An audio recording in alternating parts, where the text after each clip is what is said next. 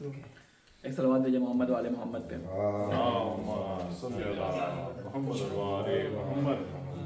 اعوذ باللہ من الشیطان اللعین الرجیم، بسم اللہ الرحمن الرحیم، لا حول ولا قوة الا باللہ العلی العظیم، نحمدہ ونستعینہ ونستغفرہ ونشکرہ ونتوسل الیہ ونتوکل علیہ، نصلی ونسلم علی خیرتہ فی خلقہ، حافظ سرہ ومبلغ رسالاتہ، سیدنا و نبینا ابی القاسم محمد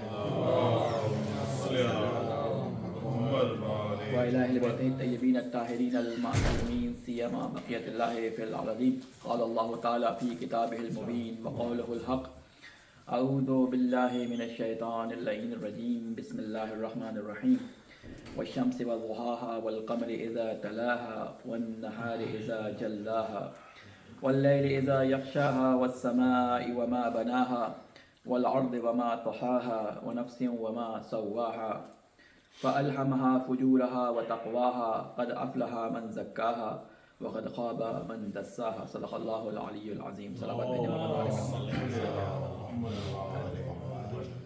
السلام علیکم ورحمۃ اللہ وبرکاتہ۔ سب سے پہلے تمام مومنین اور سننے والوں کو تقوی الہی کی وصیت اور نصیحت کرتا ہوں، اور اللہ تعالیٰ سے یہ دعا کرتا ہوں کہ تقوی الہی جو کہ انسانی زندگی کی سب سے زیادہ ضروری جیسے کہتے ہیں امر ہے، اور ضروری امر کے ساتھ ساتھ ایک ایسی ضرورت ہے کہ جس کے بغیر انسان اللہ تعالیٰ تک پہنچنے کے راستے کو سر نہیں کر سکتا، لہذا اس راستے کو سر کرنے کے لیے جو عوامل اور جو چیزیں ضروری ہیں ان کو حاصل کرنے کی ہم سب کو توفیق عطا فرمائے۔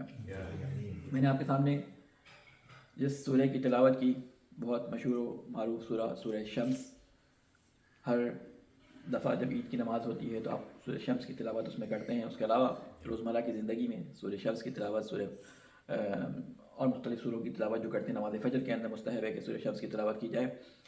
تو اس کو انتخاب کرنے کی ایک وجہ یہ ہے کہ اللہ تعالیٰ کچھ قسمیں اس کے اندر کھا رہا ہے، تقریباً 6 یا 7 قسمیں اللہ تعالیٰ نے اس کے اندر کھائی ہیں، اور قسم ایک ایسی چیز ہے کہ جو اپنی بات کو دوسرے کے ذہن میں یقینی طور پہ بارہ کرانے کے لیے کھائی جاتی ہے۔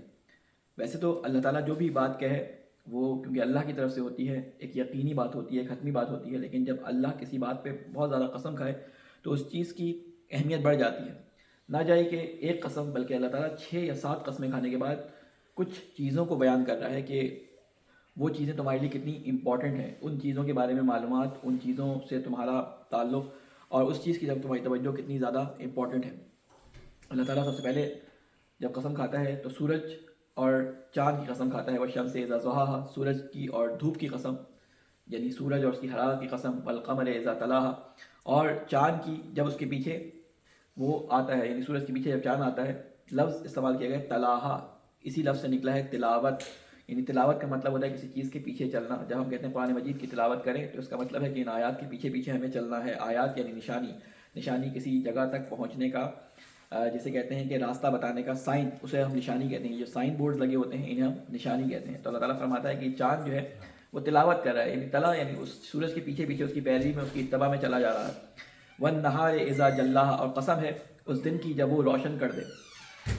وہ تفصیلات میں ابھی نہیں بیان کر رہا کہ ان قسموں کی کیا کیا اہمیت ہے، لیکن میں بیان کر رہا ہوں کہ اللہ تعالیٰ کس طرح قسمیں کھایا ہے، قسم جو ہے وہ کھا رہا ہے۔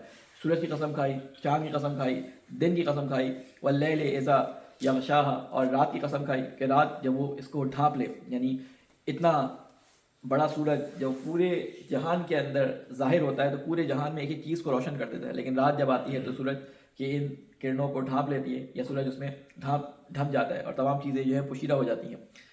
والسماء وما بناها، اور آسمان کی اس کی جس نے اس کو بنایا، یعنی بغیر بنیادوں کے، بغیر ستونوں کے اللہ تعالیٰ نے آسمان کو ایسا بنایا کہ کوئی بھی چیز اگر آپ دیکھیں دنیا میں بغیر بنیادوں کے تعمیر نہیں ہوتی، لیکن اللہ تعالیٰ نے ایسا آسمان کے جو ہمارے سروں پہ مسلط ہے، جس میں کوئی سراغ، جس میں کوئی بے ہم آہنگی ہمیں نظر نہیں آتی، اس کو اللہ تعالیٰ نے بغیر ستونوں کے بنایا۔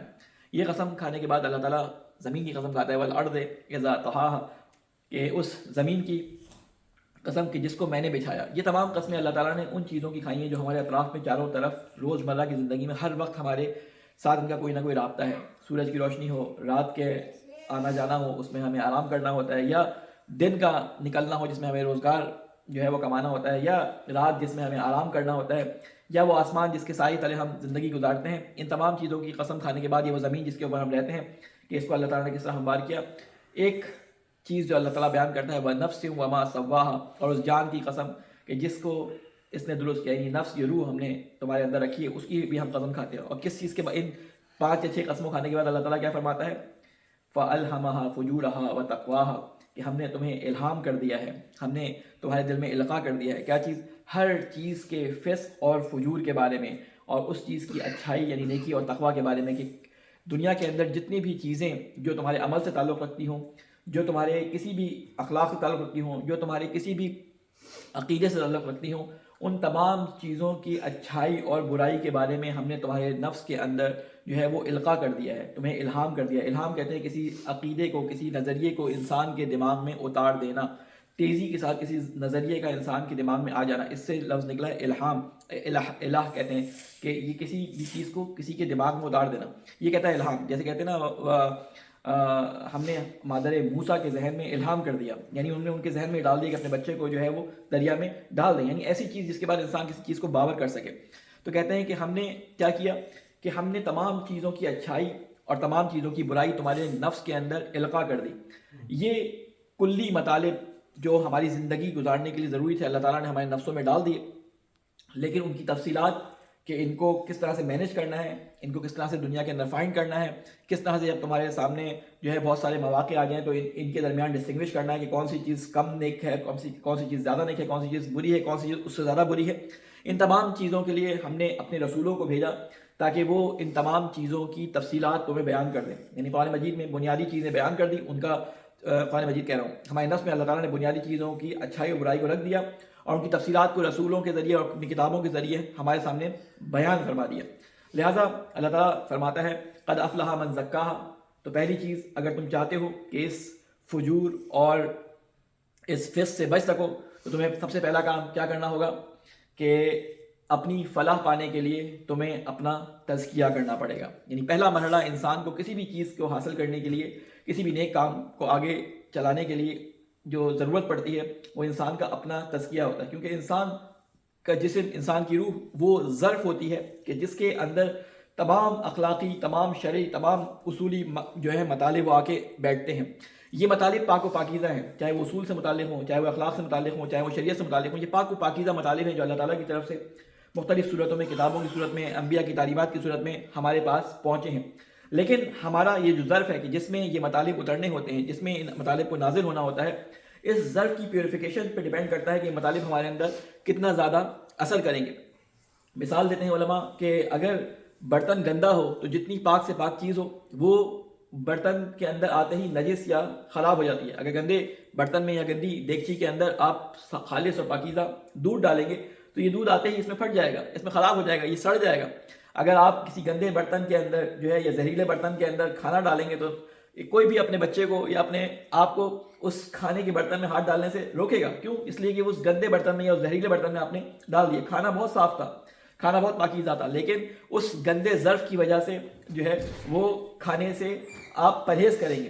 اسی طرح ظرفیت کی بات ہوتی ہے۔ اللہ کی رحمت واسع ہے، اللہ اپنی رحمت کو تمام جہان والوں کے لیے یکساں بھیجتا ہے۔ اب ڈیپینڈ یہ کرتا ہے کہ اللہ کی نعمت کو کون کتنا حاصل کرتا ہے، وہ اس بات پہ ڈیپینڈ کرتا ہے کہ اس کا ظرف کتنا بڑا ہے۔ اللہ کی طرف سے بھیجی ہوئی تعلیمات کو کون کتنا زیادہ اپنے ذہن میں ایبزارب کرتا ہے، اس کے لیے دیکھنا پڑتا ہے اس کے ذہن کا ظرف کتنا زیادہ جو ہے وہ بڑا ہے۔ لہٰذا مختلف جو ہمیں شرعی احکام جو دیے جاتے ہیں، مختلف جو اخلاقی پیغامات ہمیں رسول اکرم صلی اللہ علیہ وسلم یا ائمہ علیہ السلام کی طرف سے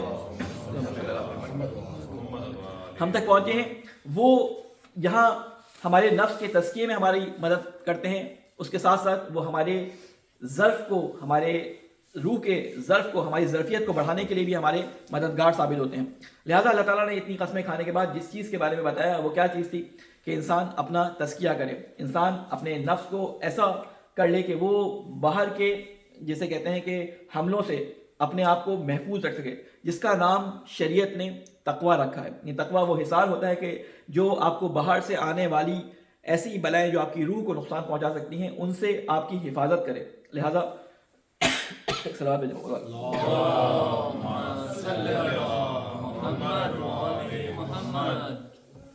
لہٰذا ہر چیز میں تقوی کو پیش نظر رکھنے کا ہمیں حکم دیا گیا ہے، کیونکہ تقوی کے بغیر انسان اور حیوان میں کوئی فرق نہیں رہ جاتا. کیونکہ بعض دفعہ دو ٹانگوں پہ چلنے والے ہمیں بہت سارے ایسے لوگ نظر آتے ہیں کہ جن کی عادتوں، جن کے کردار، جن کے اخلاق، جن کی حرکتوں سے نہیں لگتا کہ یہ انسان ہیں. وہ صرف وہی کام انجام دے رہے ہوتے ہیں کہ جو جانور بھی انجام دے رہے ہوتے ہیں. جانوروں کو بھی اسی طرح اللہ تعالیٰ نے جو ہے وہ چار ٹانگوں پہ چھوڑ دیا. وہ اپنی ضرورت کے مطابق غذا حاصل کرنے کے لیے شکار بھی کرتے ہیں، اپنے بچوں کا پیٹ بھی بھرتے ہیں، اپنی حفاظت کے لیے اپنے دشمن سے بچاؤ کے طریقہ کار بھی جو ہے وہ اپناتے ہیں، اپنے رہنے کے لیے کوئی جگہ بھی بنا لیتے ہیں. انسان اور جانوروں میں یہی فرق ہے کہ انسان سارے وہ کام جو جانور کرتا ہے، لیکن اس کا ایک ہدف ہوتا ہے اور اس کا ایک مقصد ہوتا ہے جس مقصد تک اس کو پہنچنا ہوتا ہے. اللہ تعالیٰ نے ہر انسان کی ضرورت کو اس دنیا میں پوری کرنے کے لیے تمام وسائل فراہم کر دیے. ہر ضرورت کو پورا کرنے کے لیے اس دنیا کے اندر تمام وسائل کو فراہم کر دیے. اور اللہ تعالیٰ قرآن مجید میں انسان کی خلقت کا ہدف بیان کرتا ہے. اور وہ ہدف کیا بیان کرتا ہے کہ انسان ہم نے تجھے اپنے لیے پیدا کیا ہے. انک کادح الی ربک فملاقی، کہ اے انسان تو مشقت کے ساتھ ہماری طرف بڑھا آ رہا ہے، لہٰذا تو ہماری ملاقات کے لیے تیار ہو جا. اپنے آپ کو تیار کر لے کہ ہم سے تو نے کس حالت میں ملاقات کرنی ہے. اس کے لیے ہم نے تیرے نفس میں فسق و فجور، ہم نے تقویٰ، تمام چیزوں کی جو ہے تعلیم تجھے دے دی ہے. اب سوال یہ ہوتا ہے کہ انسان کی زندگی جو آج ہمیں نظر آتی ہے، ہم نے کچھ چیزوں کو، ان کی ترتیب کو اپنے دماغ میں الٹ دیا. ہمارے استاد بڑی اچھی بات کیا کرتے تھے، بڑی اچھی مثال اس کی دیتے تھے. کہتے ہیں کہ ہم نے ان تراتیب کو، یہ ترتیب اللہ تعالیٰ نے رکھی تھی ہمارے لیے کہ ہم اس ترتیب کے مطابق چلیں، ہم نے اس کو ذرا سا ایک دوسرے کی جگہ پر جسے کہتے ہیں ایڈجسٹ کر دیا. اصل مقصد کیا ہے، جسے ہم نصب العین کہتے ہیں، جسے ہم کہتے ہیں ہدف کہتے ہیں، وہ مقصد ہے اللہ تک پہنچنا. دوسری چیز وہ وسائل ہیں جن کے استعمال سے ہم اس مقصد تک آسانی سے پہنچ سکتے ہیں. تیسری وہ ضروریات ہیں جو استعمال کرتے ہوئے، ان وسائل کو حاصل کرتے ہوئے ہم مقصد تک پہنچتے ہیں. یہ تین چیزیں اپنی اپنی جگہ پر ہوتے ہیں. اصل چیز کیا ہے، وہ ہدف و نصب العین ہے. اس تک پہنچنے کے لیے کچھ ضروریات ہیں، ان ضروریات کو حاصل کرنے کی کچھ وسائل اللہ تعالیٰ نے رکھے ہیں. مثلا اگر کوئی شخص بیمار ہو تو ضروری ہے کہ اس کا علاج کیا جائے، لیکن اس علاج کی ضرورت کو پورا کرنے کے لیے ایک ہاسپٹل کا ہونا ضروری ہے. پہلے ہاسپٹل کو فراہم کیا جائے گا. اسی طرح اللہ تعالیٰ تک جب پہنچنا ہوگا تو اللہ تعالیٰ نے کہا کہ تم وہاں تک پہنچو گے، تمہیں بہت سارے وسائل کی ضرورت ہوگی، تو تمہیں میں نے کچھ ضروریات کی چیزیں دنیا کے اندر تمام تمہارے لیے پیدا کر دی ہیں. ان ضرورتوں کو حاصل کرنے کے لیے تمہیں کچھ وسائل کی ضرورت پڑے گی، وہ بھی میں نے تمہارے لیے رکھ دی ہے کہ ان وسائل کے ذریعے ان ضرورتوں کو حاصل کرو اور پھر مجھ تک پہنچنے کی کوشش کرو. اس کی مثال ہمارے استاد بڑی اچھی دیا کرتے تھے. میں اسی مثال کو آپ کے سامنے بیان کروں کہ ایک شخص جو ہے اس کو ایک جاب ملتی ہے کہ فلاں جگہ تک ایک آپ کو پیکج پہنچانا ہے، اس کے لیے آپ کو گاڑی دی جا رہی ہے. ٹھیک ہے، یہ شخص گاڑی لے کر آئے اور گاڑی کی خوبصورتی، گاڑی کے جسے کہتے ہیں چمکانے میں اور گاڑی کی آرائش میں اپنا سارا وقت لگا دے. سارا مقصد اس کا یہ ہو کہ لوگوں کو بلا بلا کے وہ گاڑی دکھائے اور روزانہ اس گاڑی کے پیچھے جو ہے وہ مختلف قسم کے اسٹیکرز لگا کے اس کو خوبصورت بنانے کی کوشش کرے. اور اس کا سارا ہدف یہ ہو کہ پورے شہر میں اس گاڑی کی بناوٹ اور دکھاوٹ، کہتے ہیں دکھاوے کے لیے اس کو گھمائے اور اس کے بعد پھر پیٹرول یا گیس یا اس کی الیکٹریسٹی بھروا کر اپنے گھر میں لا کے اس کو کھڑا کر دیں. یعنی یہ گاڑی جس مقصد کے لیے آئی تھی کہ اس کو منزل تک پہنچائے، اس کا ہدف صرف یہ رہ گیا کہ اس کی آرائش کرے اور اس گاڑی کو بہتر بنانے کے لیے، اس گھر کو بہتر بنانے کے لیے، اس آرائش والی چیز کو بہتر بنانے کے لیے وہ اس پہ ساری محنت کرتا رہے. لیکن جس مقصد کے لیے یہ وسیلہ دیا گیا تھا اس وسیلے کو استعمال کرتے ہوئے اس ہدف تک نہ پہنچے. ہماری زندگی اس دنیا کے اندر اسی طرح ہو گئی ہے کہ ہم وسائل کو اپنا ہدف بنا کے بیٹھ گئے، ہم ضروریات کو اپنا ہدف بنا کے بیٹھ گئے. ہم نے ایک دوسرے کی جگہ پہ ان کو رکھ دیا. ہمارا ہدف جو اللہ تک پہنچنا تھا، ہم نے اس دنیا کے اندر جو وسائل موجود تھے، اس دنیا کے اندر جو ضروریات تھی، ان کو اپنی نیسیسٹی بنا دیا. یعنی ان کے بغیر ہم زندہ نہیں رہ سکتے. ہم نے بڑا گھر، ہم نے بڑی گاڑی، ہم نے کثرت اولاد، ہم نے اچھی یونیورسٹیز، ہم نے جو ہے وہ اچھا لباس، یہ تمام چیزیں اپنی ضرورت کا حصہ بنا لی. ہم کہتے ہیں کہ اللہ کا دیا ہمارے پاس سب کچھ ہے. جب ہم یہ بات کہتے ہیں کہ اللہ کا دیا ہمارے پاس سب کچھ ہے اور اس کے بعد ایک بڑا مکان، اس کے بعد بہترین پہننے کے کپڑے، اس کے بعد بہترین چلانے کا وسیلہ موجود ہوتا ہے، تو اس کا مطلب یہ ہوتا ہے کہ کوئی کہہ رہا ہوتا ہے کہ میں تمام چیزوں کا محتاج ہوں، ان کے بغیر میں زندگی نہیں گزار سکتا. لہٰذا اسی لیے اللہ تعالیٰ نے سادگی کے ساتھ زندگی گزارنے کے لیے ہمیں تعلیم دی ہے. لیکن ایک بات یہ ہوتی ہے کہ بعض لوگ کہتے ہیں کہ کیا ہم تمام چیزیں چھوڑ دیں؟ نہیں، اللہ تعالیٰ کہتا ہے کہ جیسے تمہیں اسٹینڈرڈ دیا گیا اس اسٹینڈرڈ کے مطابق اپنے پاس تمام وسائل فراہم کرو. اگر ایک شخص کو 3 کمروں کے مکان کی ضرورت ہے تو 2 کمروں کا مکان اس کے لیے چھوٹا ہے. اگر کسی شخص کو 5 کمروں کے مکان کی ضرورت ہے، اس کو 2 گاڑیوں یا 3 گاڑیوں کی ضرورت ہے، تو 1 گاڑی اس کے لیے کم ہے. وہ اپنے لحاظ سے تنگ دست کہلائے گا. اپنے زمانے کے لحاظ سے اس کو آپ یہ نہیں کہیں کہ یہ فارغ البال ہے، یعنی اس کو اللہ تعالیٰ نے تمام وسائل ایسے دے دیے ہیں جن کی وجہ سے اس کی تمام ضروریات پوری ہو رہی ہیں. لہٰذا اس کی ضرورت کو پورا کرنے کے لیے اس کو جو بھی رزق کمانا پڑے، جو بھی تگ و دو کرنا پڑے، اللہ تعالیٰ نے اس کو عبادت قرار دیا.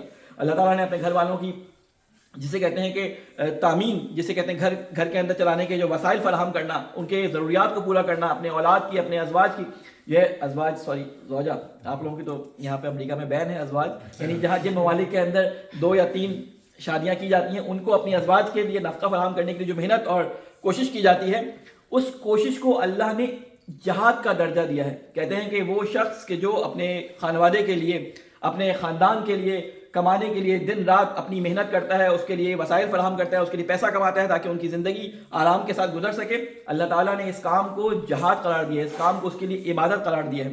اسی طرح اللہ تعالیٰ کے نزدیک ہونے کے لیے ایک سلامات بھیجیں محمد والے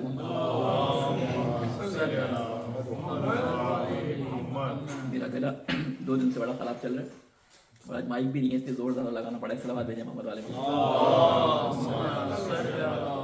تو اللہ تعالیٰ نے اپنے تک پہنچنے کے لیے جو وسیلے بنائے ہیں، اللہ تعالیٰ نے کہا کہ ہر چیز کو اس کی جگہ پہ رکھو تو تم صحیح طریقے سے مجھ تک آرام سے پہنچ سکتے ہو. اگر ان کو تم نے جا بجا کیا تو تم راستے میں ہی پھنس کے رہ جاؤ گے، یعنی اس لوپ میں تم پھنس جاؤ گے کہ جو شیطان نے تمہارے لیے تیار کیا. شیطان صرف ایک سرکولیشن کو گھماتا ہے، وہ ہدف کو نیچے لے آتا ہے، وسائل کو اوپر لے جاتا ہے، وسائل کو ہدف کی جگہ پہ لے جاتا ہے، اور انسان کی ضرورتوں کو اس کو لیے ایسا بڑا کر کے دکھاتا ہے کہ وہ تمام اپنا وقت انہی وسائل کے حصول کے لیے لگا دیتا ہے.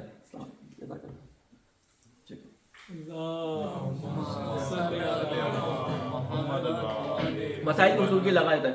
بہرحال ہم انشاءاللہ کوشش اپنی زندگی میں یہ جاری رکھتے ہیں اور جاری رکھیں گے کہ ہم اس شیطان کے لوپ میں نہ پھنسیں. شیطان نے جو سرکل بنایا ہے کہ جس کے اندر پھنس کے انسان کوہلو کا بیل بن جاتا ہے. انسان اپنی طرف سے پوری محنت کر رہا ہوتا ہے. میں اس کی مثال پہلے بھی آپ کے سامنے شاید دے چکا ہوں، دوبارہ اس کی مثال دے دوں کہ بعض دفعہ انسان اپنی طرف سے ہر طرح کی کوشش کر رہا ہوتا ہے، ہر طرح کی محنت کر رہا ہوتا ہے، وہ اس کے حلال کمانے کے لیے محنتیں کر رہا ہوتا ہے، لیکن وہ صبح سے شام تک محنت کرتا ہے، لیکن اپنے لیے اس نے کوئی ہدف تعین نہیں کیا ہوتا. اس کی مثال بالکل اس کوہلو کے بیل کی طرح ہے کہ جس کی رسی کو ایک وسط میں ایک ڈنڈے کے ذریعے باندھ دیا جاتا ہے اور مالک اپنے استفادے کے لیے اس کو اس جسے کہتے ہیں گیہوں کے دانوں کے اوپر جو ابھی اپنے اس کے چھلکوں کے اندر ہوتے ہیں ان کو صاف کرنے کے لیے جو ہے وہ اس کوہلو کے بیل کو اس کے اوپر چلاتا رہتا ہے، اس کی آنکھوں پہ پٹی باندھ دیتا ہے. یہ بیل سارا دن 24 گھنٹے میں سے 18 گھنٹے جو ہے گھومتا رہتا ہے. اپنی طرف سے مالک اس کو اچھا کھانا بھی دے رہا ہوتا ہے، اچھا خوراک بھی اس نے انتظام کیا ہوتا ہے. یہ سارا دن گھوم کے تھک جاتا ہے اور رات کو بہترین غذا اور اس کے آرام کے لیے اس نے وسیلہ فراہم کیا ہوتا ہے. لیکن اس کو یہ نہیں پتا ہوتا کہ یہ حرکت جو کر رہا تھا یہ کس سمت میں کر رہا ہے. یہ کام مسلسل کر رہا تھا لیکن کرنے کا پہنچ کہاں رہا تھا؟ اسی جگہ پہ جہاں سے یہ چلا تھا. جو انسان اس کوہلو کے بیل کی طرح حرکت نہ کرے، اس کو جس جگہ پہ وہ آج ہے اس سے اگلی جگہ پہ پہنچنا ہے. اس کو کسی جگہ کسی چیز کے گرد، اس دنیا میں کسی بھی چیز کے گرد نہیں گھومنا، اس کو ایک مقصد کی طرف جانا ہے. انسان کا ہدف اس دنیا میں گھومنا نہیں ہے، اس دنیا کی چیزوں کے گرد گھومنا نہیں ہے، بلکہ انسان کا ہدف اس دنیا سے آگے، بیانڈ دا ورلڈ، کیونکہ ہم کسی اور جگہ سے آئے ہیں، بیانڈ دا ورلڈ، کسی اور جگہ سے آئے ہیں اور ہمیں بیانڈ دا ورلڈ ہمیں جانا ہے، کسی اور جگہ ہمیں جانا ہے. یہ دنیا ایک جگہ ہے کہ جس سے ہمیں گزر کر اس دنیا کے اندر اپنے لیے جگہ معین کرنی ہے، اس دنیا کے اندر اپنے لیے مقام معین کرنا ہے. یعنی یہ کہہ لیں کہ یہ QC ڈپارٹمنٹ ہے، کوالٹی کنٹرول ڈپارٹمنٹ ہے، کہ آپ کو اسمبل کر دیا گیا. اللہ تعالیٰ نے آپ کو اسمبل کرنے کے بعد کہہ دیا کہ میں نے انسان کو بنایا بہترین مخلوق. انسان کے اندر ہر کوالٹی جو ہے وہ بہترین، دوسرے جانوروں کی نسبت زیادہ دی. اس کو سوچنے کی صلاحیت، ہر چیز کی صلاحیت اس کو میں نے زیادہ دی. وہ اپنے ذہن سے دنیا پر کنٹرول کر سکتا ہے.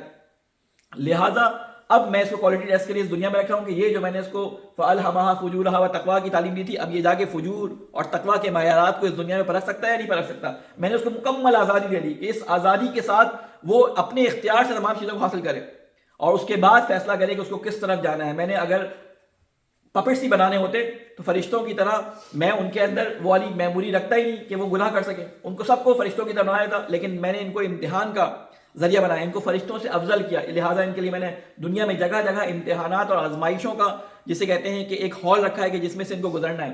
لہٰذا یہ جو آزمائشیں خدا بند کریم کی طرف سے آتی ہیں یہ ایک نعمتیں ہوتی ہیں, یہ مصیبتیں جو اللہ تعالیٰ کی طرف سے آتی ہیں یہ نعمت ہوتی ہیں.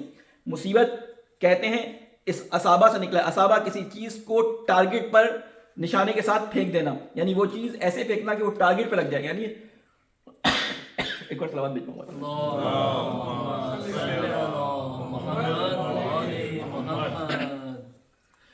کہ تیر کا اپنی جگہ نشانے پہ لگ جانا اسے کہتے ہیں اصابت کرنا. اسی سے لفظ نکلا ہے مصیبت, یعنی جب انسان کے اوپر مصیبت آتی ہے تو ایسا نہیں ہوتا کہ وہ کسی ایسی رینڈملی اس کے اوپر آ گئی, بلکہ اللہ نے اس شخص کو انتخاب کیا ہوتا ہے کسی آزمائش کے لیے. اس کے بارے میں تفصیل سے بیان بھی کر چکا ہوں مجالس میں, صرف اشارتاً بیان کر دوں کہ یہ مصیبت جب انسان کے اوپر آتی ہے تو یہ اللہ انسان کو آزما رہا ہوتا ہے. اسی مصیبت میں اگر بیماری آئے تو اس بیماری کے ذریعے اللہ تعالیٰ دیکھتا ہے کہ کتنا شکر گزار ہے, اس کے گناہوں کو اللہ تعالیٰ دھو لیتا ہے. اگر مصیبت فقیری کی صورت میں آئے تو اللہ تعالیٰ اس کے مختلف اور جو رکے ہوئے کام ہیں ان کو آگے بڑھا دیتا ہے. اگر یہ مصیبت کسی اور اولاد کے غم کی صورت میں آئے تو اللہ تعالیٰ اس کی جگہ اس کو اس سے بڑا اجر دے دیتا ہے. صرف اللہ تعالیٰ آزماتا یہ ہے کہ اس مصیبت میں یہ شخص کتنا زیادہ میرے نزدیک ہے اور کتنا زیادہ مجھ سے جو ہے وہ دوری اختیار کر رہا ہے. لہٰذا اللہ تعالیٰ سے یہ دعا کرنی چاہیے کہ اے اللہ تو نے ہمارے لیے اس دنیا کے اندر جو بھی امتحانات, جو بھی ہمارے لیے جسے کہتے ہیں مصیبتیں رکھی ہیں, ان مصیبتوں میں ہمیں ثابت قدم رہنے کی توفیق عطا فرما. اے اللہ تجھے واسطہ ہے محمد والے محمد کا وہ فسق و فجور جس کا تو نے ہمارے ذہنوں میں الہام اور ہمارے ذہنوں میں اس کو القاء کیا ہے. اے اللہ ان تمام اشاروں کو سمجھ کر اس دنیا کے اندر اپنی زندگی تیری راہ کے مطابق ہمیں گزارنے کی توفیق عطا فرما. اے اللہ تجھے واسطہ ہے محمد والے محمد کا ہمارے گناہ کبیرہ اور صغیرہ کو معاف فرما. اے اللہ تجھے واسطہ ہے محمد والے محمد کا ہم نے وہ گناہ جو جان بوجھ کر کیے ان کو معاف فرما, وہ گناہ جو ہم سے خطا کے طور پہ انجام پا گئے ہیں اے اللہ ان گناہوں کو بھی معاف فرما. اے اللہ ہمارے مرحومین کی قبروں پہ نورانیت عطا فرما, ان کے گناہ صغیرہ و کبیرہ کو معاف فرما. اے اللہ تجھے واسطہ ہے محمد والے محمد کا جہاں جہاں دنیا میں مظلوم ظلم کا شکار ہیں اے اللہ اس ظلم سے ان کو نجات عطا فرما. اے اللہ تجھے واسطہ ہے محمد والے محمد کا ہمارے علماء کرام کا سایہ ہمارے سروں پہ قائم فرما. اے اللہ تجھے واسطہ ہے محمد والے محمد کا ہمارے امام کی حفاظت فرما, ہمیں ان کے ناصر اعوان میں شامل فرما. ربنا تقبل منا انک انت السمیع العلیم برحمتک یا ارحم الراحمین. بسم اللہ الرحمن الرحیم. انا اعطیناک الکوثر فصل لربک وانحر ان شانئک هو الابتر.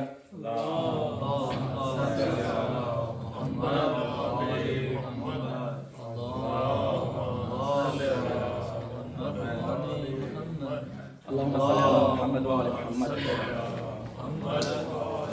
بسم الله الرحمن الرحيم. الحمد لله رب العالمين والصلاة والسلام على أشرف الأنبياء والمرسلين أبي القاسم محمد وعلى علي بن أبي طالب وعلى فاطمة الزهراء سيدة النساء العالمين وعلى علي بن الحسين ومحمد بن علي وجعفر بن محمد وموسى بن جعفر وعلي بن موسى ومحمد بن علي وعلي بن محمد والحسن بن علي والخلف القائم الحجة المنتظر وجل الله تعالى الشريف. اللهم اغفر للمؤمنين والمؤمنات والمسلمين والمسلمات الأحياء منهم والأموات تابع بيننا وبينهم بالخيرات إنك مجيب الدعوات إنك على كل شيء قدير. قال رسول الله صلى الله عليه وآله وسلم أيها الناس إنه قد أقبل إليكم شهر الله بالبركة والرحمة والمغفرة شهر هو عند الله أفضل الشهور وأيامه أفضل الأيام ولياليه أفضل الليالي وساعته أفضل الساعات. صدق الله العلي العظيم. صلوات بھیجیں محمد والے محمد. السلام علیکم ورحمۃ اللہ وبرکاتہ. سب سے پہلے اپنے آپ کو اور تمام مومنین اور سننے والوں کو تقوی الہی کی وصیت اور نصیحت کرتا ہوں. یہ ماہ شعبان کا مہینہ تقریباً آدھا گزر چکا ہے اور ہم تیزی سے ماہ رمضان یعنی رحمت خدا کے مہینے میں, اللہ تعالیٰ کی مہمانی کے مہینے میں داخل ہونے کے لیے تیزی سے بڑھ رہے ہیں. جب بھی رمضان آنے والا ہوتا تو روایات میں ملتا ہے کہ ایک دفعہ رمضان سے پہلے رسول خدا صلی اللہ علیہ وآلہ وسلم کا طریقہ کار یہ تھا کہ رمضان سے پہلے والے جو جمعہ ہوتا تھا اس کے خطبے میں وہ رمضان کی اہمیت کے بارے میں خطبہ ارشاد فرماتے.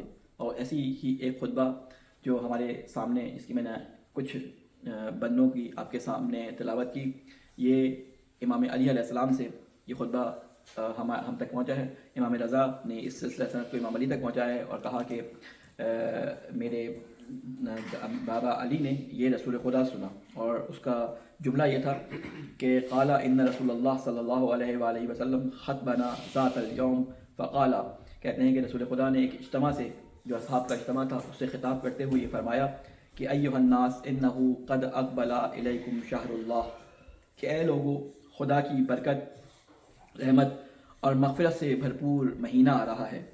یہ میں ترجمہ صرف اسی جو ہے وہ متن میں عربی یہاں پڑھوں گا، باقی ترجمہ بیان کروں گا کیونکہ خطبہ تھوڑا سا طولانی ہے، ہم ایک جلسے میں اس کو شاید مکمل نہ کر سکیں، تو اس کا میں باقی حصہ کوشش کروں گا کہ آپ کے سامنے اگلے جمعے کو بیان کر دوں، کیونکہ اس میں گو کہ رمضان سے پہلے اس کو بیان کیا گیا ہے، لیکن اس میں رمضان میں کرنے والے کام، اس میں ہونے والے فائدے، انسان کی جو ڈیوٹیز انسان کے اوپر اخلاقی طور پہ آتی ہیں، ان تمام چیزوں کو رسول خدا نے بڑی تفصیل کے ساتھ بیان کیا ہے. اس کی اہمیت کے بارے میں رسول خدا نے بیان کیا ہے، لہٰذا اس کو غور سے سنیں، اور میں انشاءاللہ اس کو آپ کے گروپ پہ بھی جو ہے وہ روانہ کر دوں گا. اس خطبے کا اردو ترجمہ آپ 2-3 دفعہ پڑھیں، کیونکہ رمضان میں آپ کو کس طرح سے رمضان گزارنا ہے، خود رسول خدا کی زبانی اگر آپ اس کو پڑھیں تو آپ کو بہتر طور سے اس رمضان کے اندر جو ہے وہ رہنمائی مل جائے گی. تو آپ فرماتے ہیں کہ اے لوگوں، خدا کا برکت، رحمت اور مغفرت سے بھرپور مہینہ آ رہا ہے.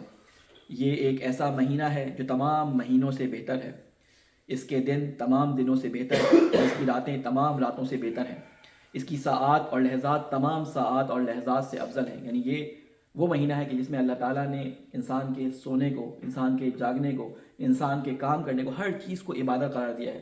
انفاسکم فیہ تسبیح، یعنی اس مہینے کے اندر جب تم روزے کی حالت میں سانس بھی لیتے ہو تو یہ سانس لینا تمہارا تسبیح شمار ہوتا ہے، یہ تمہارا چلنا تسبیح شمار ہوتا ہے، تمہارا سونا عبادت بن جاتا ہے. تو اللہ کے رسول فرماتے ہیں کہ یہ مہینہ نعمتوں اور رحمتوں سے بھرپور مہینہ ہے. اس کے بعد فرماتے ہیں ہوا شہر دعیتم فی الی ضیافت اللہ وجعلتم فیہ من اہل کرامت اللہ انفاسکم فیہ تسبیح ونعمکم فیہ عبادہ. کہتے ہیں یہ ایک ایسا مہینہ ہے کہ جس میں تمہیں اللہ کے یہاں دعوت دی گئی ہے. یعنی آپ سوچیں کہ رمضان وہ مہینہ ہے کہ اللہ نے تمہیں اپنے گھر میں دعوت دی ہے، اپنے مہینے میں دعوت دی ہے. تم ایسے ہی بن بلائے اس مہینے کے اندر نہیں آ گئے. اگر رمضان میں روزے رکھنے کی تمہیں توفیق ہوئی ہے تو اس کا مطلب ہے کہ تم اللہ کی دعوت کو حاصل کرنے والے، ایکسیپٹ کرنے والے، اور اس کا جسے کہتے ہیں اس کا حصول تمہارے پاس ہوا ہے. یعنی تمہیں اللہ نے دعوت دی ہے، یہی دعوت ہے جس کی توفیق کی وجہ سے تم جو ہے وہ روزے رکھ رہے ہو اور رمضان کے جسے کہتے ہیں ایام کو درک کر رہے ہو. اور تم لوگ کرامت خدا کے مہمان قرار پائے ہو. اس مہینے میں تمہارے سانس لینا تسبیح اور سونا عبادت ہے، اعمال مقبول اور دعائیں مستجاب ہیں. اللہ تعالیٰ کے رسول فرما رہے ہیں کہ یہ وہ مہینہ ہے کہ جس میں، کیونکہ اللہ تعالیٰ اپنے گھر تمہیں، اپنے مہینے میں تمہیں مہمان بلا رہا ہے. اور ایک یہ روزہ واحد ایسی عبادت ہے کہ جس میں ریاکاری نہیں ہو سکتی. آپ ہر عبادت میں جو اللہ کے لیے کی جاتی ہے ریاکاری کر سکتے ہیں، لیکن روزہ ایک ایسی عبادت ہے کہ جس میں انسان ریاکاری نہیں کر سکتا یا کرتا نہیں ہے. آپ دیکھیں کہ بہت سارے مواقع ایسے آتے ہیں کہ جس میں انسان کے پاس موقع ہوتا ہے کہ وہ اپنی بھوک اور پیاس کو مٹانے کے لیے پانی پی لے، کچھ کھا لے، لیکن وہ کسی کے نہ ہوتے ہوئے، کسی کے نہ دیکھتے ہوئے ان تمام چیزوں سے پرہیز کرتا ہے. جن چیزوں سے اللہ نے منع کیے ہیں ان تمام چیزوں کی طرف دیکھنے سے پرہیز کرتا ہے. جن چیزوں سے اللہ نے منع کیے ہیں ان تمام چیزوں کو بولنے سے پرہیز کرتا ہے. لہٰذا یہ ریاکاری نہیں کرتا، یہ اللہ کی خاطر. یعنی تمام عبادتیں یہ ہے اس میں ریاکاری ہو سکتی ہے، لیکن روزے کی حالت میں، روزہ رکھنے میں ریاکاری جو ہے وہ تقریباً ناممکن ہے. تو اللہ تعالیٰ فرماتا ہے کہ اس مہینے میں تمہارا سانس لینا تسبیح اور سونا عبادت ہے. بعض لوگ کہتے ہیں کہ رمضان کے مہینے میں جو ہے روزہ رکھ کے سو جاتے ہیں. ٹھیک ہے، ان کا سونا بھی اللہ تعالیٰ نے اس مہینے میں عبادت کا ہے. بعض ہم نے دیکھا کہ ماں باپ اولاد کو ڈانٹتے ہیں کہ تم کیوں سو رہے ہو، جب اللہ نے اس کے سونے کو عبادت کیا ہے. ایک شخص جس کے اندر کمزوری ہے اور وہ روزے کو پورا دن کام کے ساتھ انجام نہیں دے سکتا، بجائے اس کے کہ وہ روزہ چھوڑے تو اس کو سو کے گزار لینا چاہیے. ہمارے استاد اس کی ایک بڑی اچھی تشریح بھی کیا کرتے تھے، لیکن اس کا مطلب یہ نہیں کہ تم سوتے ہی رہو روزے کے اندر. تو سحر کے بعد جو ہے سو، اور پھر مغرب کے وقت اٹھو، اور پھر اپنے سارے کاموں کو جو ہے وہ مغرب کے بعد اتنا کھاؤ کہ جو تم نے 2 وقت میں بھی نہیں کھایا تو 3 وقت کا جو ہے اس میں پورا کر لو. بعض وہ کہتے ہیں کہ وہ سحری میں اس ڈر سے کھاتے تھے کہیں بھوکے نہ ہو جائیں، افطاری میں اس ڈر سے کھاتے تھے کہ کہیں وہ جو ہے وہ سحری کے آنے سے پہلے جو ہے ہمارے پیٹ میں کوئی خلا باقی نہ رہ جائے. تو وہ اسی ڈر سے کھاتے ہیں. اور بعض ہمارے دوست ہم اس بارے میں کہتے ہیں کہ 2 ایسی چیزیں ہیں کہ جن کو کھا کر انسان گر جاتا ہے، ایک گولی بلٹ اور ایک سحری، ان دونوں کو کھانے کے بعد جو ہے انسان گر جاتا ہے۔ اللہ تعالیٰ نے یہ روزے رکھے اس لیے تھے کہ انسان درک کر سکے کہ کس طرح بھوکے اپنی زندگی گزارتے ہیں، کس طرح پیاسے پورا دن کام کر کر جو ہے وہ اپنی زندگی گزارتے ہیں، جن کے پاس وسائل زندگی کی کمی ہے، جن کے پاس کھانے پینے کے وسائل پوری طرح معین نہیں ہے، وہ کس طرح بھوکے رہتے ہیں، اپنے پیٹ پہ پتھر باندھ کر جو ہے وہ زندگی اپنی گزارتے ہیں۔ تو ان کے درد کو درک کر سکوں، یہ روزے کی جسے کہتے ہیں فلسفہ ہے، روزے کا فلسفہ۔ بہت سارے فلسفوں میں سے ایک فلسفہ یہ ہے کہ ہم ان غربا کی، ان فقراء کی زندگی کے بارے میں اپنے جسے کہتے ہیں پورے وجود کے ساتھ درک کر سکیں۔ تو اللہ تعالیٰ یہاں پہ فرماتا ہے لہذا تم سب کو اس مہینے میں نیک اور سچی نیتوں اور پاک دلوں کے ساتھ اللہ سے سوال کرنا چاہیے کہ تمہیں اس مہینے کے روزہ رکھنے اور قرآن پاک کی تلاوت کرنے کی توفیق عطا فرمائے۔ کہتے ہیں کہ یہ وہ مہینہ ہے کہ جس مہینے کو اللہ تعالیٰ نے برکت کس لیے دی ہے۔ اگر آپ دیکھیں اس مہینے کی برکت کس وجہ سے ہے، آپ کے ذہنوں میں کوئی جواب آتا ہے اس کا؟ یہ مہینہ اتنا متبرک کیوں ہے؟ اس لیے کہ اس کو ظرف قرار دیا گیا ہے قرآن کے لیے، انا انزلناہ فی لیلۃ القدر، ہم نے اس کو لیلۃ القدر میں نازل کیا۔ لیلۃ القدر کس مہینے کے اندر ہے؟ رمضان کے اندر۔ تو اللہ تعالیٰ نے اس مہینے کو ظرف قرار دیا قرآن مجید کا۔ اس قرآن مجید کے نزول کی وجہ سے اس مہینے کو اتنی برکت حاصل ہے۔ اس قرآن مجید کے جسے کہتے ہیں کہ وجود کو درک کرنے کے لیے اللہ تعالیٰ نے انسان کو پریکٹس کرائی ہے کس طرح سے وہ روزے کے ذریعے اپنے آپ کو متقی کرے، تقوی حاصل کرے۔ آپ نے قرآن کی آیت جس میں روزے کے وجوب کے بارے میں حکم دیا گیا ہے لعلکم تتقون پہ ختم ہوتی ہے، کتب علیکم الصیام کما کتب علی الذین من قبلکم لعلکم تتقون، کہ تمہارے اوپر روزے فرض کیے گئے ہیں، اس طرح سے فرض کیے گئے ہیں جیسا کہ پچھلی امتیں فرض کیے گئے تھے۔ کیوں فرض کیے گئے ہیں؟ اس لیے فرض کیے گئے ہیں تاکہ کہ تم تقوی حاصل کر سکو، اور یہ تقوی جب حاصل کر سکو تو اس میں کرو کیا؟ اس میں اس قرآن کو کہ جس رمضان کو ہم نے قرآن کے لیے ظرف قرار دیا ہے، جس کی وجہ سے اس میں اتنی برکت رکھی ہے، اس قرآن کی تلاوت کر سکو، لفظ یعنی کا قراءت کر سکو۔ ہم لوگ رمضانوں میں قراءت کرتے ہیں، ہم لوگ تلاوت بہت کم کرتے ہیں۔ قراءت کا مطلب رمضان میں قرآن کو ختم کرنا، بغیر سمجھے پڑھنا۔ قراءت قراء سے نکلا ہے پڑھنے کو، اور تلاوت کہتے ہیں کہ قرآن مجید کو سمجھ کے اس کے اوپر تفکر تدبر کے ساتھ پڑھنا۔ لہذا اللہ تعالیٰ فرماتا ہے کہ اس مہینے میں اپنے پاک دل اور نیک نیتی کے ساتھ روزے رکھو اور قرآن پاک کی تلاوت کرو، اور اللہ سے دعا کرو کہ اللہ تعالیٰ تمہیں قرآن پاک کی تلاوت کرنے اور روزے رکھنے کی توفیق عطا فرمائے، کیونکہ بدبخت ہے وہ شخص جو اس بابرکت مہینے میں غفران الہی سے محروم رہا۔ مولا علی علیہ السلام کی اس بارے میں حدیث ہے کہ مجھے اس بات پہ حیرت نہیں ہوتی کہ انسان جو ہے وہ گناہ گار اس کے اندر آیا اور اس کو جو ہے وہ مغفرت مل گئی، بلکہ مجھے اس بات سے حیرت ہوتی ہے کہ جو اس مہینے کو درک کرے اور اپنے آپ کو اللہ تعالیٰ کے حضور معاف نہ کروا سکے۔ یعنی حیرت اس بات پہ نہیں کہ اس کی توبہ قبول نہیں ہوئی، اس کو معاف نہیں کیا گیا، بلکہ معاف کر دیا گیا، بلکہ حیرت اس بات پہ ہے کہ رمضان کا مہینہ اللہ نے اس کو دیا، اللہ نے اس کے لیے تمام وہ مواقع فراہم کیے کہ میں تمہارا میزبان ہوں، جو تم مجھ سے مانگو گے میں تمہیں دوں گا، میں تمہارے گناہوں کو معاف کروں گا، میں نے ہر کام میں تمہارے لیے جو ہے وہ جسے کہتے ہیں سیڑھیاں لگائی ہیں جن کو تم چڑھ کر، جن کو تم عبور کر کر تم میرے نزدیک پہنچ سکتے ہو۔ اس کے باوجود اگر اللہ تعالیٰ کی مغفرت کوئی حاصل نہ کر سکے تو بہت ہی بدبخت شخص ہے مولا امیر المومنین علیہ السلام کی نظر میں۔ اس کے بعد مولانا رسول اکرم صلی اللہ علیہ وسلم فرماتے ہیں وَاسْكُرُوا بِجُوعِكُمْ وَعَطَشِكُمْ فِي جُوعَ يَوْمَ الْقِيَامَةِ وَعَطَشَهُ وَتَصَدَّقُوا عَلَىٰ فُقَرَائِكُمْ۔ کہتے ہیں اس مہینے میں روزے کی وجہ سے جو تمہیں پیاس اور بھوک لگتی ہے، اس سے قیامت کے دن کی پیاس اور بھوک کو یاد کرو۔ یعنی ایک تو تم قیامت کے دن جب جاؤ گے تمہاری کیا حالت ہوگی، اس 5 گھنٹے 8 گھنٹے 9 گھنٹے 10 گھنٹے 12 گھنٹے کی بھی روزے بعض دفعہ ہوتے ہیں، بعض دفعہ بڑے بھی ہوتے ہیں۔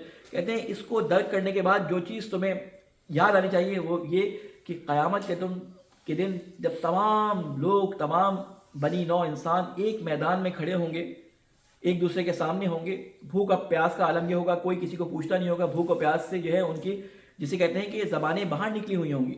تو اس بھوک اور پیاس کو یاد کرنے کے لیے اللہ تعالیٰ نے کہا کہ یہ روزہ میں نے تمہیں اس دنیا میں رکھوایا ہے۔ اس کے بعد کیا فرماتے ہیں غریب اور تنگ دست لوگوں کو صدقہ دو، بزرگوں کا احترام کرو، چھوٹوں پر رحم کرو اور رشتہ داروں سے صلہ رحم کرو، اپنی زبانوں کو ہر قسم کی برائی سے بچاؤ اور اپنی نگاہوں کو ان چیزوں کی طرف دیکھنے سے بچاؤ جنہیں دیکھنا جائز نہیں۔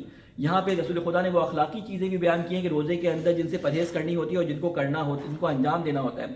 روزے کے شرائط میں سے جو شرعی شرائط ہیں جو روزے کی جسے کہتے ہیں کہ فرضیت کو ہماری گردن سے ہٹاتی ہیں، ان میں یہی ہے کہ صبح سے شام تک جو ہے وہ نیت کے ساتھ آپ نے کچھ کھانا اور کچھ پینا نہیں ہے، لیکن کچھ اخلاقی شرائط بھی ہیں، اور وہ اخلاقی شرائط کیا ہیں کہ صلہ رحمی کرو. جن رشتہ داروں سے تمہارا تعلق ٹوٹا ہوا ہے ان تعلقات کو دوبارہ سے جوڑو، کیونکہ اللہ تعالیٰ فرماتا ہے کہ میں قیامت میں اس کو ایسا عذاب دوں گا کہ جنہوں نے ان رشتوں کو جو میں نے متصل کیے تھے، جن کے تحت میں نے اس کو باندھا تھا، ان کو اس نے قطع کر دیا. یعنی قاطع رحم کے بارے میں اللہ تعالیٰ بڑی شدت سے جسے کہتے ہیں کہ فرماتا ہے کہ اس کو میں جنت کی بو بھی پانے نہ دوں گا. تو رسول اکرم کیا فرما رہے ہیں کہ اس مہینے کے اندر اپنے رشتہ داروں کے ساتھ صلہ رحمی کرو. اگر تم دیکھو کہ وہ غریب ہیں تو ان کی کسی نہ کسی طریقے سے مدد فرماؤ، ان کے بچوں کے لیے مدد فرماؤ. اس کے بعد فرماتے ہیں کہ چھوٹوں پر رحم کرو. یہاں پہ چھوٹوں سے مراد صرف بچے نہیں ہوتے، چھوٹوں سے مراد ہر وہ ماتحت ہے جو آپ کے زیر دست ہے، چاہے وہ آپ کا امپلائی ہو، چاہے وہ آپ کا بچہ ہو، چاہے وہ آپ کے ازواج ہوں، چاہے ہر وہ شخص جو آپ کے تحت کفالت ہو، وہ آپ سے ایسا خوف زدہ نہ ہو کہ وہ آپ کی موجودگی میں اس کی روح کانپے. وہ ڈرتا ہو کہ ابا کے سامنے میں نے اگر کچھ کر دیا تو ابا کے ابھی 2 ڈنڈے پڑ جائیں گے، ابا کے سامنے میں نے کچھ کر دیا تو میری جیب خرچی رک جائے گی، ابا کے سامنے میں نے کچھ کر دیا. یعنی ابا فرعون بنے ہوتے ہیں، گھر میں ابا کے آنے سے پہلے شور مچا ہوتا ہے، کھیل رہے ہوتے ہیں بچے، بڑے چہک رہے ہوتے ہیں، لیکن ابا آئے تو ایسا لگتا ہے کوئی فرعون آ گیا. سارے بچے دبک کے کونے میں بیٹھ جاتے ہیں اماں کے پیچھے جا کے کہ کہیں ابا کے سامنے کوئی ایسی حرکت نہ ہو جائے جس سے ابا تھکے ہوئے آئے سارے دن کے، ہمیں کچھ لگا ہی نہ دیں. تو اللہ تعالیٰ کہتے ہیں اپنے چھوٹوں پر رحم کرو، اپنے ماتحتوں پر رحم کرو. اگر تم کسی جگہ پہ فیکٹری کے مالک ہو، اگر کسی جگہ پہ تم ایسی پوسٹ پہ ہو کہ تم کسی بھی طریقے سے لوگوں کو تھوڑا سا ریلیکس دے سکتے ہو، تو اپنی جاب پہ اپنے ماتحتوں کو ریلیکس دو. اگر رمضان کی حالت میں تم اگر 8 گھنٹے کی جگہ ان کو 1 گھنٹے کی تخفیف دے کے 7 گھنٹے سے کام کروا لو گے تو ان کے لیے تھوڑی سی آسانی بھی ہو جائے گی اور اللہ بھی تمہیں اس کا ثواب دے گا. بہت سارے اس میں باتیں بیان کی جا سکتی ہیں، اس کی اگر تفسیر کی جائے اس کو پھیلایا جائے تو بہت ساری باتیں اس کے اندر پوشیدہ ہیں. اللہ تعالیٰ فرماتا ہے یہاں پہ اس اخلاقی برائی سے جو کانوں کے ذریعے تم تک پہنچ سکتی ہے، اس اخلاقی بصیرت سے کہ جس کو دیکھ کر حرام چیز کی سوچ یا حرام چیز کی فکر تمہارے ذہن میں آ سکتی ہے، اس چیز کی طرف نہ دیکھو، اس آواز کو نہ سنو جو تمہیں اللہ کی راہ سے دور ہٹا دے، جو تمہیں حرام کاموں کی طرف اکسائے. لہٰذا فرمایا کہ اور لوگوں کے یتیم بچوں سے ہمدردی اور مہربانی کا برتاؤ کرو. خصوصی طور پہ آپ لوگ رمضان کے مہینے میں ڈھونڈیں ایسے یتیم، ہر خاندان میں آپ کو مل جائیں گے جن کے باپ کا انتقال ہو گیا ہے، بچے بے سرپرست ہیں، مسکین ہیں، ان کی آپ کسی نہ کسی طریقے سے ہیلپ کریں. کسی کو اگر خاندان میں نہیں جانتے تو جو لوگ جانتے ہیں ان کے ذریعے کسی بھی طریقے سے ان کی ہیلپ کریں کہ وہ اس مہینے میں آپ کی اس ہیلپ کی وجہ سے خوشحال ہو جائیں. جب وہ خوشحال ہوں گے تو ضروری نہیں کہ وہ آپ کے لیے دعا کریں، اللہ تعالیٰ ان کی اس خوشحالی، ان بچوں کی ان مسکراہٹ کو جو عید پہ نئے کپڑے پہننے کی وجہ سے ان کو ملے گی یا رمضان میں اچھی افطاری کرنے کی وجہ سے ان کو ملے گی. جن بچوں کو سارا سال گوشت کھانے کو نصیب نہیں ہوتا، بعض ہماری لوگوں کی مدد کی وجہ سے وہ رمضان میں گوشت کھا لیتے ہیں، مسجدوں میں افطاری کھا کے وہ اچھی غذا کھا لیتے ہیں. یعنی پورا سال ان کو غذا اچھی نہیں ملتی، رمضان میں مساجد کے اندر یا محافل کے اندر اللہ تعالیٰ نے جو جیب میں آپ کے مال دیا اس کے انفاق کی وجہ سے، اس کے خرچ کی وجہ سے ان کو اچھا کھانا نصیب ہو جاتا ہے. یہ ان کی مسکراہٹ، یہ ان کی دل سے نکلی ہوئی جسے کہتے ہیں کہ دعا آپ کے لیے اللہ تعالیٰ کے حق میں بہت مقبول ہے. اللہ تعالیٰ کہتا ہے کہ ان یتیموں کے لیے ان یتیموں سے ہمدردی کا برتاؤ کرو جس طرح تم اپنے یتیموں کے لیے مہربانی چاہتے ہو. کہتے ہیں اگر ان یتیموں سے تم مہربانی کرو گے تو تم تصور کرو کبھی اس بات کا کہ خدا نہ خواستہ تم اس دنیا سے چلے جاؤ، تمہارے بچے چھوٹے ہوں اور ان کا کوئی سرپرست نہ ہو، تو تم کیسے چاہو گے کہ ان کی مدد اور ان کی کفالت کی جائے. بالکل اسی طرح سے یتیموں کو اپنا بچہ سمجھو، بلکہ اپنے بچوں سے بڑھ کے سمجھو. اپنے بچوں کے اوپر اگر میں نے 1 اجر رکھا ہے تو ان بچوں کی حفاظت پہ، ان بچوں کی اوپر مہربانی سے پہ میں نے کئی گنا اجر رکھا ہے، کیونکہ کوئی بھی معاشرے کے اندر ان کی مدد کرنے کو تیار نہیں ہے. لہٰذا تمہاری ڈیوٹی ہے کہ تم ان کی مدد کرو. بہرحال اللہ تعالیٰ کے نبی نے بہت تفصیل کے ساتھ اس کو بیان کیا ہے. میں انشاءاللہ اگلے جمعے میں کوشش کروں گا کہ اس کو مزید جو ہے وہ بیان کروں. اللہ تعالیٰ سے یہ دعا ہے کہ اے اللہ تجھے واسطہ ہے محمد والے محمد کا رمضان کے مہینے میں داخل ہونے سے پہلے اے اللہ ہمیں اپنے نفسوں کو پاک کرنے کی توفیق عطا فرما. اے اللہ تجھے واسطہ ہے محمد والے محمد کا جو دوری ہمارے اور ہمارے قرآن کے درمیان ہو گئی ہے، اے اللہ اس دوری کو ختم کرنے کی ہم سب کو توفیق عطا فرما. اے اللہ تجھے واسطہ ہے محمد والے محمد کا ہمارے گناہ کبیرہ اور صغیرہ جو ہم نے جان بوجھ کر یا چھپ کر کیے ہیں، اے اللہ ان کو معاف فرما. اے اللہ تجھے واسطہ ہے محمد والے محمد کا تو ہمارے دلوں اور ہماری نیتوں کو جانتا ہے، اے اللہ ان کو خالص کر کے اپنی طرف بڑھنے کی توفیق عطا فرما. اے اللہ تجھے واسطہ ہے محمد والے محمد کا ہمارے جو بھائی مختلف جگہوں پہ ظلم کا شکار ہیں، خصوصاً یمن کے اندر، خصوصاً فلسطین کے اندر، خصوصاً جو ہے وہ کشمیر کے اندر، اے اللہ ان کو ظلم سے نجات عطا فرما. اے اللہ تجھے واسطہ ہے محمد والے محمد کا دشمن جو ظلم پہ اترا ہوا ہے، اے اللہ اس کو نیست و نابود فرما. اے اللہ اس کے مددگاروں کو بھی نیست و نابود فرما. اے اللہ ہمیں اپنے دوستوں کا دوست اور اپنے دشمنوں کا دشمن قرار دے. اے اللہ تجھے واسطہ ہے محمد والے محمد کا ہمارے دلوں میں حب رسول، حب قرآن، حب اہل بیت کو راسخ فرما. اے اللہ تجھے واسطہ ہے محمد والے محمد کا بزرگان علماء کا سایہ ہمارے سروں پہ قائم فرما اور ہمارے امام کی حفاظت فرما، ہمیں ان کے ناصر اعوان میں شامل فرما. ربنا تقبل منا انك انت السميع العليم برحمتك يا ارحم الراحمين. بسم الله الرحمن الرحيم. والعصر ان الانسان لفي خسر الا الذين امنوا وعملوا الصالحات وتواصوا بالحق وتواصوا بالصبر. اللهم صل على محمد.